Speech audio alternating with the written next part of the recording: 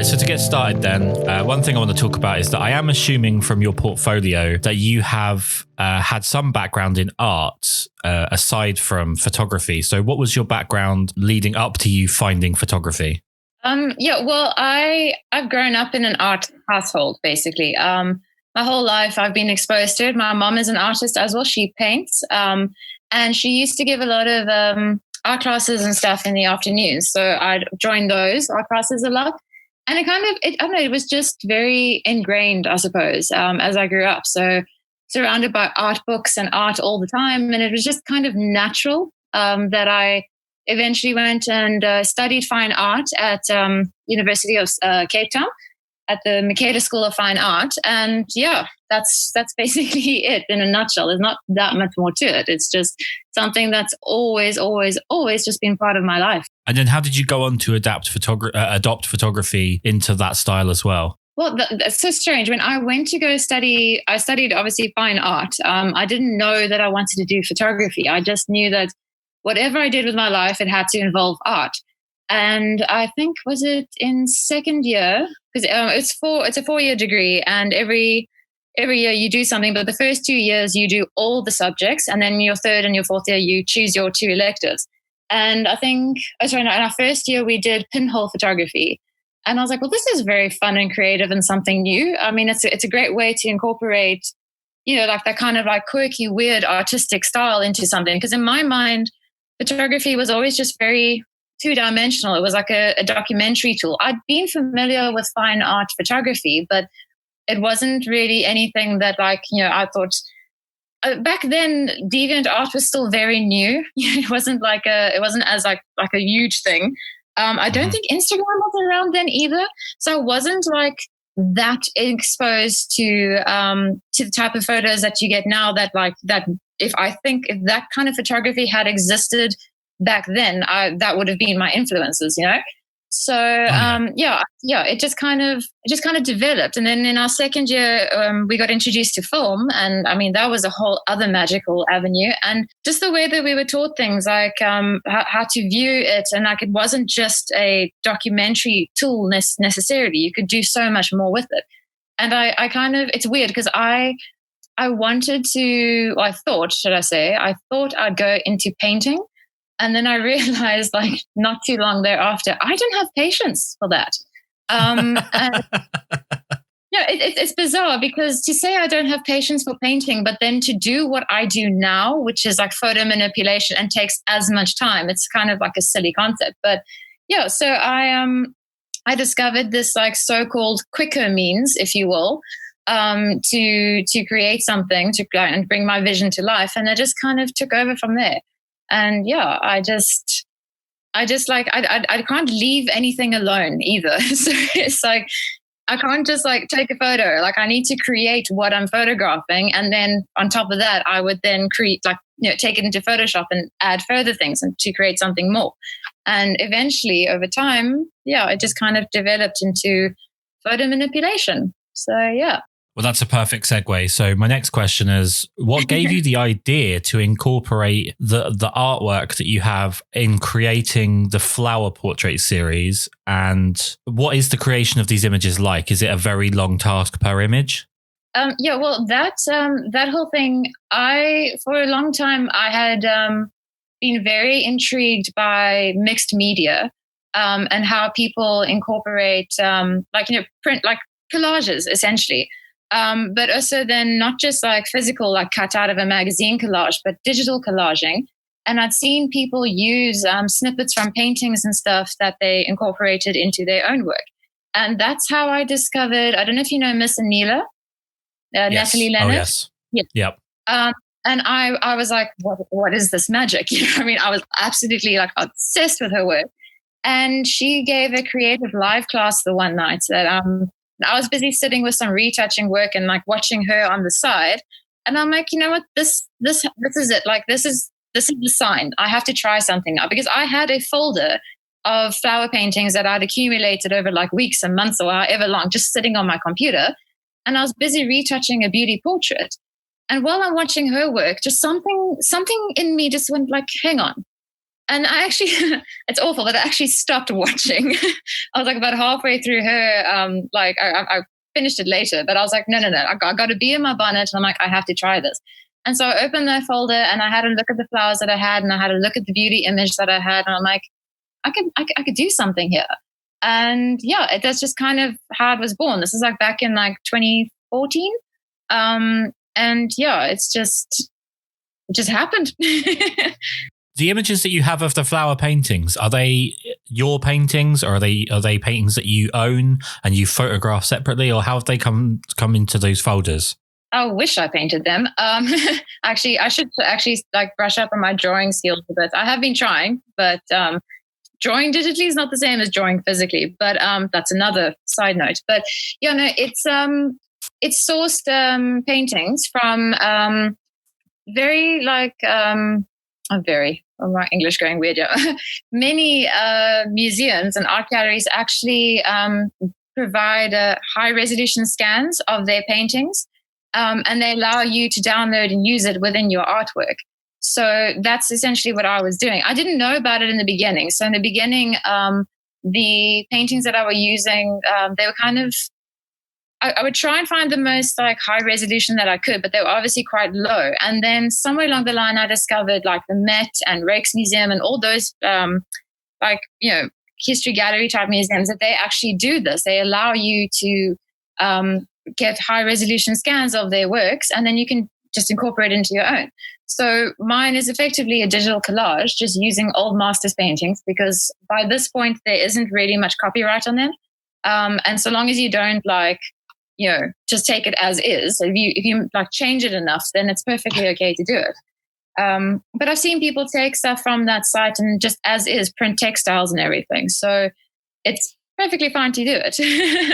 I know a lot of people have asked me that because they have that exact same concern. They're like, oh, but are you allowed to? I'm like, of course you're allowed to. They wouldn't do it if you weren't allowed to. They wouldn't provide this if it wasn't like allowed to be used in a creative manner. So yeah, it's just a matter of finding like the right kind of paintings to fit your vision.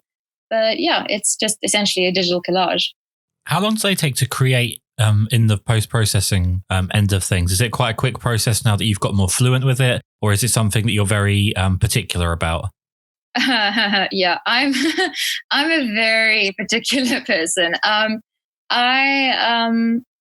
It depends. Like I think the least amount of time one has taken me from start to finish is probably about 3 to 4 hours, and that's really if I sit with it and like get in the zone kind of mind frame. But like I will sometimes just create like a draft layout, and I'll sit with it for a couple of days, and then I'll come back and I'll change things, or like it just depends. Like it's that whole thing of when you know. And sometimes things just aren't gelling properly. And sometimes I put it on Instagram and be like, in my stories or whatever, and like I ask the audience, like, what are you leaning more towards kind of thing? Do you like this layout or that layout better? But otherwise, I think once the actual draft is done, once I have the flowers all laid out properly and where I want it and all that, then it probably takes about 3 hours minimum. I think I've seen recently that Irene Rudnick did a self-portrait in sort of the style of your flower series. Was this something that you were aware she was going to do before she did it? And is it strange seeing people kind of reference back to your work in that way? I didn't know. I was alerted to it by a good few people, like private messaged me and stuff, and like they said, like, hey, have you seen this kind of thing? And I went to go have a look, and I was like, oh, okay, well, the way she does it is not the same way that I do it. Because she uses I did watch the video now. She uses like some kind of I can't remember which blending mode, but she shoots it in a way that the blending modes that she uses works. But my method is purely collage. It's cut out and paste and blending with curves and color management and all sorts of stuff. So it was interesting to see though, like because obviously Irene has a much larger following than I do. So it was interesting to see the kind of feedback that she got. Because as an artist, sometimes you do doubt your own work. And this is a project I've been busy with for like 6 years now. It's been slow going on my side. So it was kind of like an interesting sort of thing to see how people reacted to her post, and it kind of gave me like a, I want to say, sense of validation in a way. I'm like, actually, you know what? Maybe I'm onto something here. You know. Yeah, it's so. I think it's so cool when someone's referencing towards your work, regardless of. I mean, I know everyone gets caught up these days in kind of follower numbers and stuff, but it's just so cool to see anyone taking what you do and wanting to celebrate it. I think in that way, it's a very positive thing. To change gears a little bit, your editorial on fashion work is some of my absolute favorite, and I don't know if you're referring to it as editorial. I know a lot of people change the labels around on things, but do you find you have to get into a different mindset when you're photographing fashion work compared to something that you're going to use for fine art? Not so much. For me, it's kind of very much a similar mindset, because what happens with me with the fine art aspect, that is, I almost want to say it's a little bit more spontaneous at times. Because sometimes I won't know if something's going to turn into fine art. Like if it's not, I don't always plan everything. Sometimes it just happens. But when it comes to fashion, no, I would say they're kind of a very similar mindset in terms of like when I'm on set, and like I think in the same way kind of thing, because I do, like I said, I do sometimes take one of those images at a later stage and turn it into something more fine art like. But yeah, no, I wouldn't say there's that big a difference in that regard, unless I'm like planning like a big set kind of thing, which I obviously have ideas for, but I've never quite executed. I'm sure in that sense I'll probably have to, like, it'll be different then. But as is now, for me, everything is art. Everything is creating. So even the editorial and fashion stuff, to me, I still feel there's an element of like artistic flair to it. What's your ideal model or subject? What do you look for in the sort of the ideal model when it comes to the way that they interact with you and the interpersonal side of things, as well as the way that they look? Well, with models, I'm trying to think like how I'm not too fussy, because like with in terms of looks, let's start there. So in terms of looks, I'm not fussy with the model's looks, overall. It depends if I have a concept already and I'm looking for something very specific. But oftentimes I will come across a model first and then I'll get an idea based on her looks. So that's why I say it's not really important unless it's like the concept already in mind. But yeah, I just, when it comes to working with models, I've not had a bad experience with any of them. And I think it's very important that on set, everybody's just like aware and conscious of each other's feelings. Like I'm never going to make a model do something that I'm not willing to do myself. So if it's a freezing cold day and we're on the beach and I want like her to go into the water, then I'm kind of have to get into the water with her kind of thing. But yeah, I mean, like I feel when it comes to whether shooting like a subject for a portrait or a model, there's got to be like a friendship-based kind of feel to the thing. And it just takes away any kind of awkwardness between anyone, because it creates a more comfortable environment, because then you're just having fun. Then it just feels like everybody's just there together to create some magic, and you all have a fantastic time on set and you walk away and you're in a good mood and you all feel like you could be friends forever kind of thing. You know, I'm in touch with a lot of my models still, like, even if I've only shot with them once. So I feel like it's almost like creating friendships. How important is the entire team to the final product? And how do you go about finding elements that make up the team that you put together? So the makeup artists and the models and so on, how do you find them? Team is exceptionally important to me. Like I don't think I could actually create much on my own, especially, I mean, if you think of like makeup artistry and hairstyling and all of that kind of stuff. I know there's a lot of people who are like jack of all trades and can do all of that, and that's fantastic. But for myself, a team is very important because I'm useless with makeup and I can barely do my own hair. So yeah, it helps to have people who have that level of skill. And it's important because, you know, like sometimes I can get maybe a bit stubborn or stuck in my way or my idea. And it helps to have that team around you to be like, hang on, why don't you try it this way? Or how about I do this instead? Or I see your idea and I understand where you're coming from, but this is why it won't work, because I can get a bit silly and overboard with my ideas. So yeah, team for me is exceptionally important. And as for finding them these days, I have my connections at this point in my career already. So if my current connections are too busy or on set or whatever and can't help me, then they usually will refer me to someone else that can. But otherwise, before all this, while I was still building on that network, because the network is extremely important to tap into, while I was still building on my network, this was back in the day where, was it Model Mayhem? was still around. And South Africa, we had one called Model Base. And I used to go on there to find teams, and most of the time Facebook, actually. And then eventually Instagram as well. And you just put a call out, and then you just ask people to share their portfolios, and then you just take it from there.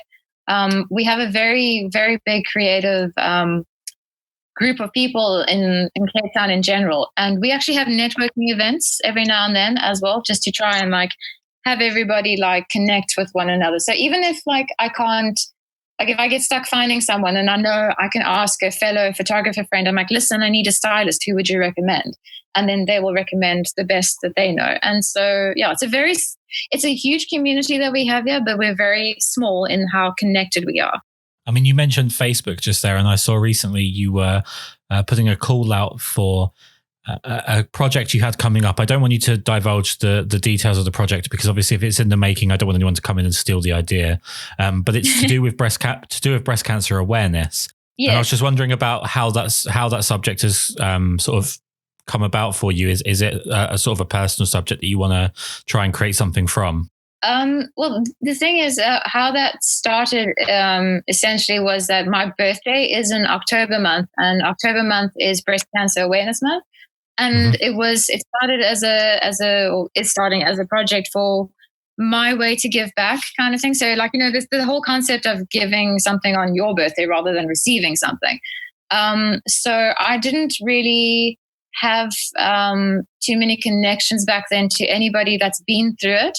But I know, I had a friend of a friend who, she had it, and then it went away, and then it came back, and she passed away, kind of thing. And then, so I never really had any personal experience. I just know that it was something I thought as a woman, it is kind of still close to home, and something that I would try and get involved in.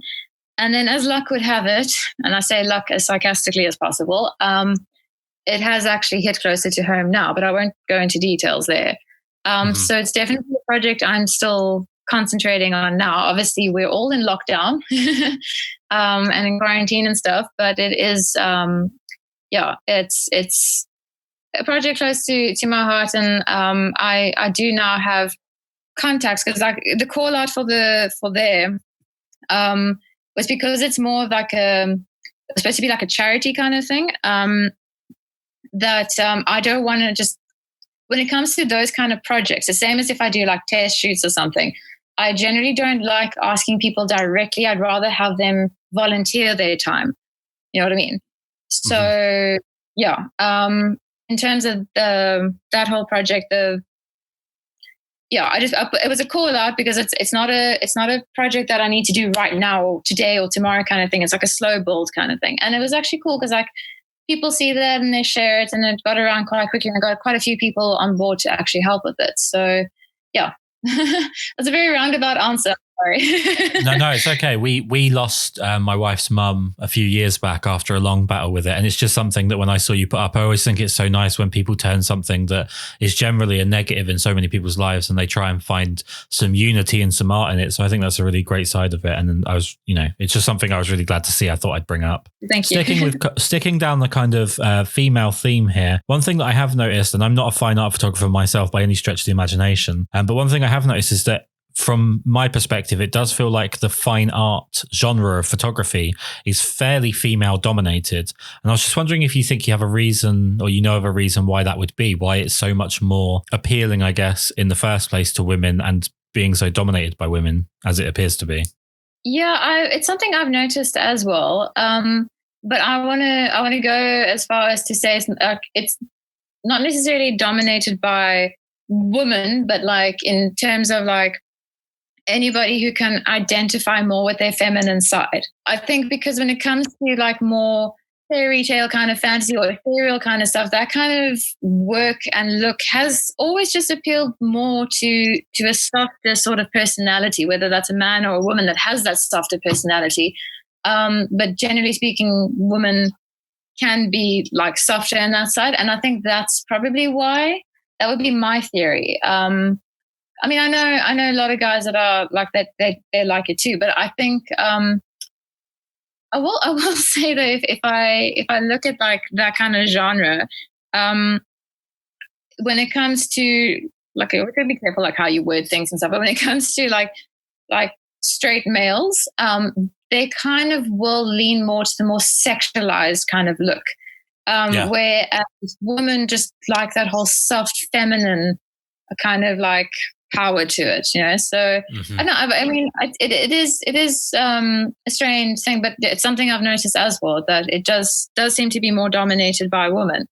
And I think maybe it's just because we kind of put ourselves in it. So, you know, it's like how we want to be seen or how we would like to be photographed as well. I mean, you know, I wouldn't mind being in like a pretty dress frolicking in the flowers, you know. Like, I think it's just easier for us to put ourselves as the subject. And I think maybe that's got something to do with it. When it comes to your images, your portfolio is obviously absolutely stunning. But which side of it do you prefer? Do you prefer the photography side of things or the retouching? It's kind of like a 50-50 kind of thing. Because for me, I was saying to someone the other day as well, I call myself a photographer, but it depends on like what I'm doing. Because if I'm doing like portraits or fashion or whatever, I'm a photographer. But if I'm doing like a fine art kind of thing, which takes more like photo manipulation and everything, then I call myself an artist that uses photography as a medium. So for me, it's 50-50. Because I do thoroughly enjoy the process of, I think for me, I like the thrill of the before and after. Like, I love it. Like, I love seeing like how I can take this and create that, and you know, put that little on off button to see what it looked like before, and like, you know, there's a massive like thrill that I get out of that. I do get a kick. So it's 50-50 for me. I think from sort of going through your portfolio as best as I could, I've only seen, to my mind, 2 images that are in black and white. I'm feeling like color is just a really important factor in your work overall. Do you not like black and white images as much, or is it just a case of you sort of see your inspiration in color and therefore that's what comes out? Pretty much, yeah. I absolutely love black and white photography. Don't get me wrong. I think it's absolutely beautiful. It's just every time I've tried, I've just not nailed it. I just feel like every time I've done it, it's because I know what it looks like in color, and that I'm like, no, to me, it just looks better in color. But like, other people shoot black and white absolutely stunningly, and I'm jealous because I'm like, I wish I could do that too. But like, because it's classical and it's beautiful and it tells such a like lovely story. But I just grew up in a very colorful household, so I guess I'm just a color. It's always color. I think when I do eventually make something black and white, it's because the original color version is plain and simple enough for it to work in black and white as well. So like, if it's a very simple sort of like background, like the beach, and she's in like a black dress already, or that kind of thing, then yes, you know, then it leans itself to black and white. But yeah, otherwise I can't help it. I've tried so hard and it just comes out more and more colorful and more saturated. And yeah, like I let my image guide me as much as I guide it, if that makes any sense. Absolutely. How do you feel about having artists draw or paint your final images? How does that kind of come across to you? I get so flattered. Like, honestly, like I think it's lovely. Like, I've seen, you know, Lillian Liu. I don't, unfortunately. I'm going to send you a link to her work. I mean, her work is absolutely mind-blowing. She's one of my absolute favorites. And she gets a lot of fan art, and you'll see when you see her work as well. And I always like, I don't get like a lot of fan work like that, but like, it's just, I think it's amazing. Like when people take inspiration, especially if they can take exactly that, take inspiration and kind of like turn it into something of their own and put their own spin and their own sort of like style on it, kind of thing. So no, I think it's really lovely to be able to inspire people like that. I think it's actually quite an honor. The next thing I really need to know, because as someone that's painfully unimaginative, I need to find out and sort of maybe learn how to train myself how to do this. But where do you draw the inspiration from for your concepts? Is it something that you get from other photographers or painters, or is it films, or is it just stuff that comes to you when you're doing sort of arbitrary tasks? It's honestly, it's a mix of it all, really. Like I will take inspiration from paintings. Like I absolutely love surrealism and I love the pre-Raphaelites. I've been trying to emulate their light in my work for the longest time, even though half the time my portrait lighting ends up more like Rembrandt lighting. But yeah, sometimes it's a movie, sometimes it's a song lyric. I'll be retouching and I'll have like the song in the background and it's just this one lyric and I'll be like, yeah, I can translate that into a photo and then it becomes something from that. Other times it's me scrolling through Pinterest and I'm like, that's pretty cool. I could work with that. And yeah, obviously other photographers too. So I draw my inspiration from wherever. Like I try to remain open to it. And I haven't been doing it so much in terms of like having a little book, but I have Evernote on my phone.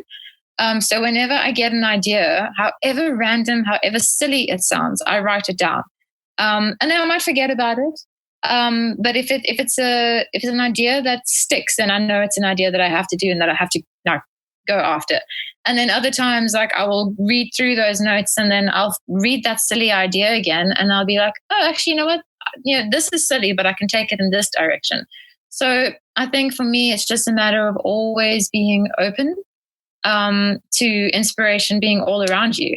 I can get in, like I said before as well, I can get inspiration merely by looking at someone.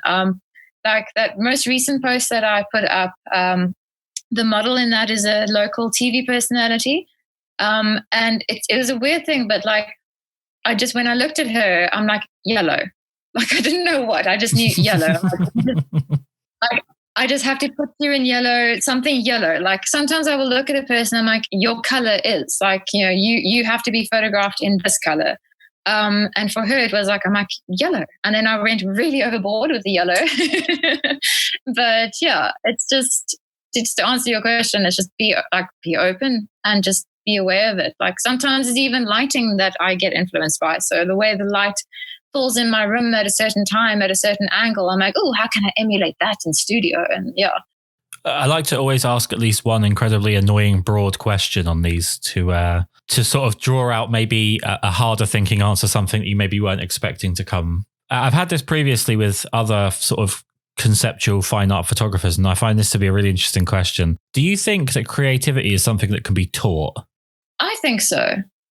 I think there are people, actually, it's that whole thing. I'm sure people have read about this as well. We're all born creative. We really are. And then something happens as we grow up where we kind of lose touch with that for some reason.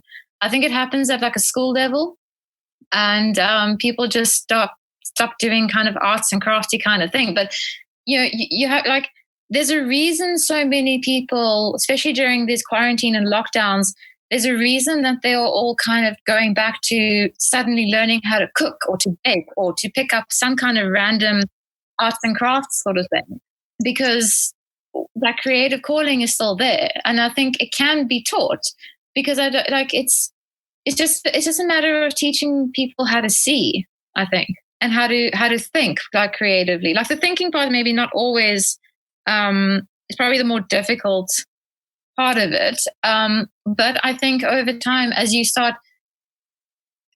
teaching people how you think creatively, I think in time they start developing their own. But I definitely do think it's teachable. Like I have no doubt in my mind that it is, because we are all born creative. And we just lose touch with it. We don't lose it. We just lose touch with it. I agree with you. One of the most fascinating parts of this lockdown, amongst all the uncertainty and the sort of depression that sort of surrounds it, is just seeing how people are using the time and what sort of pastimes they're almost going to. In my previous life, I was a pastry chef and a baker, and it's fascinating to me seeing people completely butcher banana bread. I almost have to sometimes just turn Instagram off because it drives me mad when I see it. How are you using the lockdown to sort of keep yourself creative and active? Well, I'm actually teaching as well. I teach for a college here, and I do studio work. And obviously, studio work is a very practical sort of subject. So I've had to think of very creative ways of how to teach practical in a more like sort of, say like theoretical way. But like I don't have the space in my flat to set up like any kind of like major studio kind of vibe. And also I have very limited resources, and like, so I have to think creatively in that sense. So I've been very preoccupied with coming up with like learning kind of systems, I suppose. And obviously just trying to catch up with my own sort of like retouching. And I've got a massive backlog of work, even during this lockdown time. So, yeah, that's as much as my creativity goes. I'm not really a gearhead. I'm not someone that particularly cares too much about gear, but something that I've been criticized on this podcast before about is that I don't talk about cameras and camera gear as much as people probably want me to. So I'm going to end with a question on that just to satisfy those 3 very angry people that have sent me messages in the past. What camera equipment are you using? What lenses are your favorites? Well, I'm with you on that. I'm not a gearhead either. Like I'm actually quite like open and happy. Like you give me a camera, I'm going to use it. Like it doesn't matter what it is. My personal camera, my everyday camera is a Canon 5D, like the first one. Mm-hmm. It's old, okay, but it's beautiful. It does what it needs to. And the nifty 50, like 50mm 1.8, that's my baby. That's my gear. And I've got a flash, obviously, and a reflector, which I use every now and then. But otherwise, when it comes to shooting, that's my gear. I don't really have anything else in terms of like that. And obviously got my lighting system. I've just got 2 very old Elinchrom lights. But yeah, I mean, I do shoot with other cameras. Like if I need, like if I'm shooting like an e-commerce or something, for instance, then I will go and I'll get a different camera because I maybe need to shoot like with a camera that has like what you call it, like a. I shoot like see, I'm not technical either. I'm just I'm a sound. I'm not good. But you know, like I've shot Fujifilm, I've shot Nikon, I've shot Hasselblad, you know, like literally like all of it. And it just, I will rent a lens or a camera if it's required for a specific job. But for my own personal work, everything I do on personal level is a 5D and a nifty 50, as I call it. So yeah, like I said, not super technical. My favorite lens is one I don't own, though. I would kill for an 85. Anyone in particular? Well, no, the like with anyone that will fit my Canon, basically any Canon. Like, again, don't ask me like that, like gear stuff. But yeah, I've worked with the 85s before, and that's why I kind of know I love it. I have a thing for fixed lenses, so even if I'm working with the zoom, I will still forget that I'm working with the zoom, and I'll walk in and out. Like I won't think to turn the thing. I will still be like, take a few steps. Oh, hang on, Ashley, you could just turn it. And it'll zoom in. You don't have to take a step. So yeah. No, I'm built the same way. I actually realized when photographing weddings, and I started off thinking that I had to have zooms, and I was like, I'm just using this as like a 24mm. I'm not using this as a zoom lens at all. I'm just wandering around. So maybe I just get the prime lens, and then I don't have to worry about it. I don't look quite so stupid. I think to be honest with you, that's a great way to end, because if you've got the portfolio that you've got with the gear that you're referencing, then nobody out there has an excuse not to be creating things that look absolutely fantastic. Oh, yeah. And thank you. So you are our first African podcast. You're the first from the continent of Africa to come on. It's absolutely such a pleasure to talk to you. I'm such a huge fan. What we always do at the end of these podcasts is make sure that people know where they can find your work and follow you. So where's the best place for people to find you? Well, Instagram is usually where I'm the most active with posting. So you can find me at Ashley Marié Photo. but photo with an F. And that's interestingly enough, photo with an F, the FOTO is Afrikaans for photo, it's foto. I didn't mean it for that way. It's just that the other one was taken. So it worked out. And then if you're on Facebook, you can find me on Facebook as well. I'm just Ashley Marié Art and Photography, because there were a couple of other Ashley Maries on there as well. So yeah, I'm still in the process of building my website. I'm being very, very slack with that, but it's mostly because Instagram has just been so great, like so far with that.